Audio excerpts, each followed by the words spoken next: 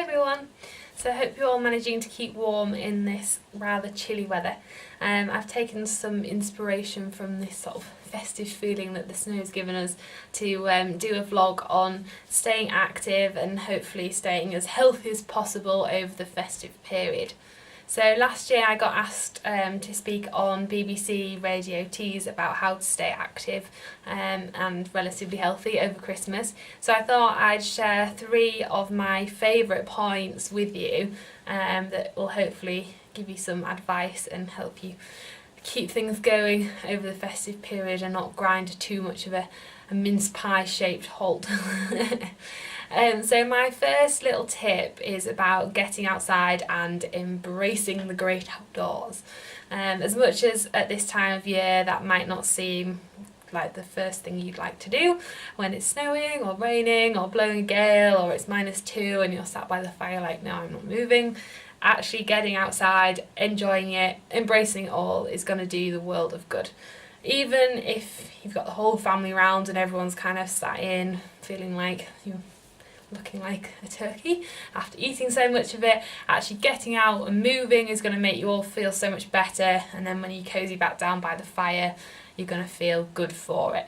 Another thing at this time of year to mention is mental health. So through winter and the darker months, a lot of people sort of start to feel a bit down and a bit gloomy. So actually getting outside, giving yourself some space and some clarity, going for a little walk or doing some sort of meditation outside is going to give you that chance just to relax and take check and not let things get too much. The outdoors has a great way of doing that. Nature, animals are all very levelling and quite grounding as well. And another thing about the outdoors is that it is your own gym. You can do whatever you like out there. You can go running, you can go walking, you can do an outdoor workout, whatever you fancy. Embrace it. Take the dog for a walk, he'll embrace it as well. Just make sure you've got togged up. Remember one key point: there's no such thing as bad weather, just bad clothing. So get your hat on, your scarf, your gloves, your big coat, go out and make the most of it. So my second point is about eating. And yes, eating at this time of year is great. I love mince pies, I love mulled wine, everything like that. But if we purely have a diet of those things over the next month, then we may start to regret it come January. As much as I am all for embracing it, if we try and make conscious healthy choices around those indulgent meals, then we're still going to feel good, energised, and hopefully fend off any winter bugs as well. So in one of my last blog posts I shared, I spoke about eating the rainbow, which may sound a strange concept, how am I going to eat the rainbow?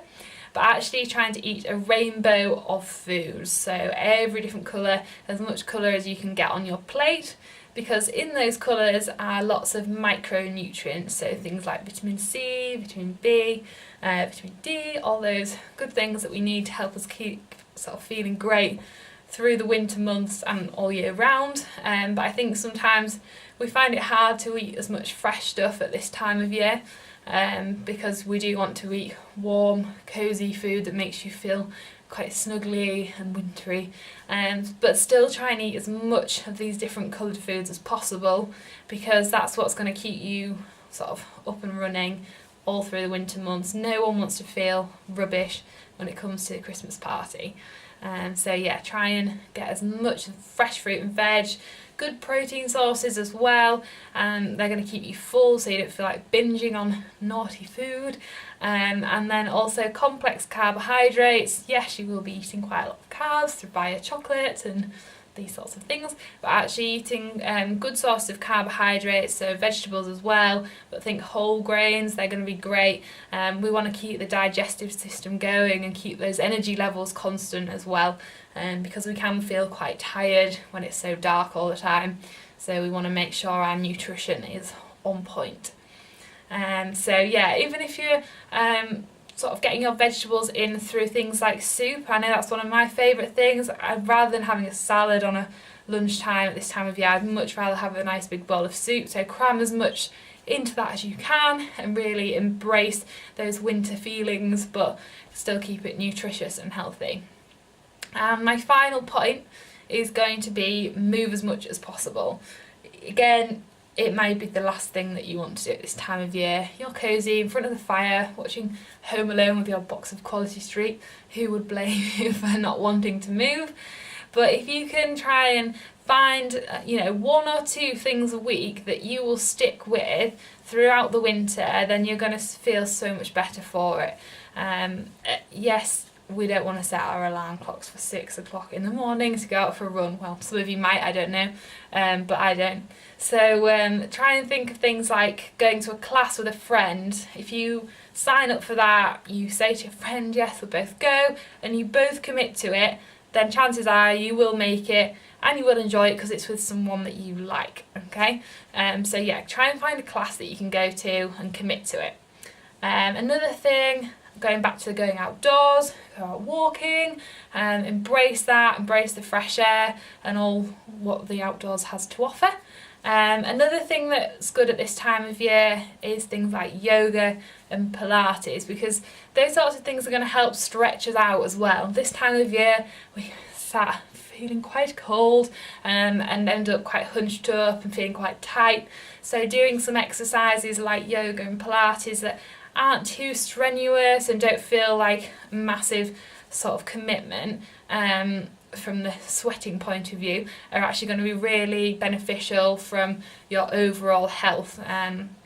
And tying in the mental health thing with like yoga as well, that has a lot of benefits for helping you feel quite positive, slowing down any feelings of anxiety which we might get this time of year.